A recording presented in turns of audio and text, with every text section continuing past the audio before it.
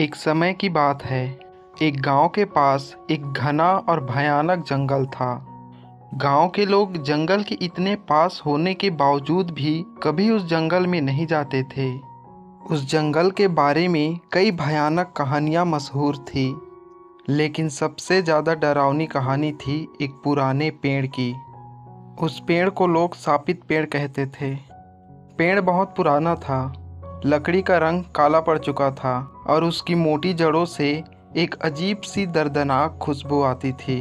पेड़ के नीचे घनी झाड़ियाँ थी, जिसमें हमेशा अंधेरा छाया रहता था। लोग कहते थे कि वहाँ से रात के समय अजीब अजीब आवाज़ें आती है, जैसे कोई चीख रहा हो, कोई काँप रहा हो या कोई किसी को बुला रहा हो। लोगों का मानना था कि इस पेड़ में एक प्राचीन भूत का बसेरा है। एक दिन गांव के एक जवान लड़के अर्जुन ने यह सारी कहानियां सुनने के बाद जंगल में जाने का फैसला किया। वह इस भूत का राज जानने के लिए जंगल में जाना चाहता था। अर्जुन बहादुर था, लेकिन थोड़ा जिद्दी भी था। उसके दोस्त और उसके परिवार वालों ने उसे मना किया, लेकिन उसने किसी की बात नहीं मानी। उसे लगता था कि कहानियां बस कहानियां होती है, लेकिन अंदर से वो भी थोड़ा घबराया हुआ था। रात को जब चांदनी घने बादलों के पीछे छुप गई थी, अर्जुन ने अपना मशाल उठाया और जंगल की ओर चल पड़ा। जंगल में कदम रखते ही उसके जिस्म को एक अजीब सी ठंडक महसूस हुई। पेड़ के पत्ते हवा से हिल रहे थे, जैसे कोई कांप रहा हो। जितना वो अंदर जा रहा था, उतना ही सब कुछ अजीब लगने लगा।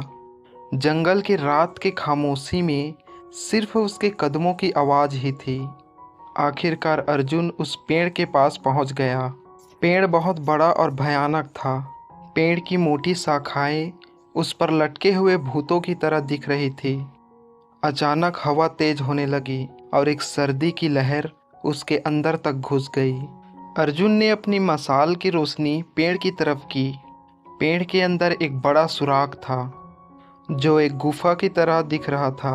अर्जुन हिचकिचाते हुए पेड़ के पास जाकर उस गुफा के अंदर झांका। अंदर एक अजीब सी चमक थी, जैसे किसी की आंखें हो। अर्जुन का दिल तेज धड़कने लगा, पर उसने अपने आप को संभाला। उसने सोचा कि ये बस उसका वहम होगा और कुछ नहीं। लेकिन तभी उसे एक हल्की सी आवाज़ सुनाई दी।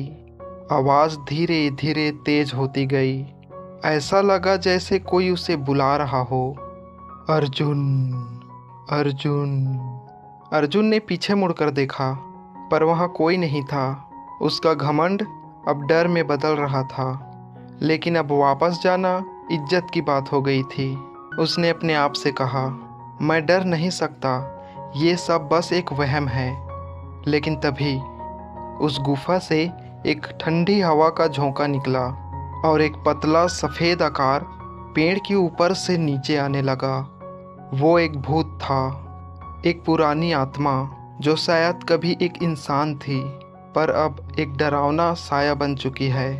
उसने अर्जुन की तरफ अपने काले हाथ बढ़ाए। अर्जुन कैसे भी अपनी जगह से हिल गया और पीछे हट गया। उसकी सांसें तेज हो गई।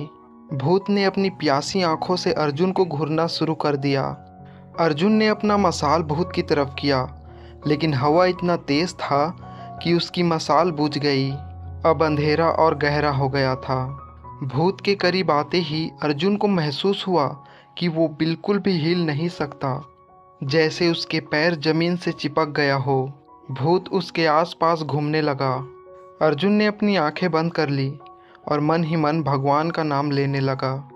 उसे महसूस हुआ कि जैसे भूत उसका गला दबा रहा हो और एक भयानक चीख उसके कान में गूंजने लगी। तभी एक तेज बिजली चमकी और जोर की गड़गड़ाहट हुई। अर्जुन ने आंखें खोली तो देखा कि भूत गायब हो चुका था, लेकिन उस पेड़ की शाखाएं अब भी हिल रही थी, जैसे उसे कोई अब भी देख रहा हो। अर्जुन बिना सोचे समझे वहां से भागने लगा, जंगल के घने अंधेरे से निकलने के लिए। अब अर्जुन वापस गांव आया तो लोग उसकी हालत देखकर चौंक गए। उसका चेहरा सफ़ेद पड़ चुका था और उसकी आंखों में डर था। जब लोगों ने उससे पूछा कि क्या हुआ, तो अर्जुन बस इतना ही कह पाया, वो पेड़, वो पेड़ शापित है, वहाँ मत जाना। इसके बाद अर्जुन कभी भी उस पेड़ के बारे में बात नहीं करना चाहता था। उस रात के बाद गांव के लोग और भी ज़्यादा डरने लगे। उस जंगल का वो भयानक पेड़ अभी भी वहाँ था और उस भूत का सच अभी भी किसी को पूरी तरह पता नहीं चल सका। लेकिन एक बात तो तय थी, जो भी वहाँ जाता कभी वो ऐसा नहीं रहता जैसे वो पहले था।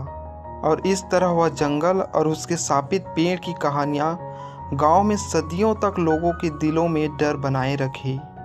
और इसी के साथ यह कहानी भी समाप्त होती है।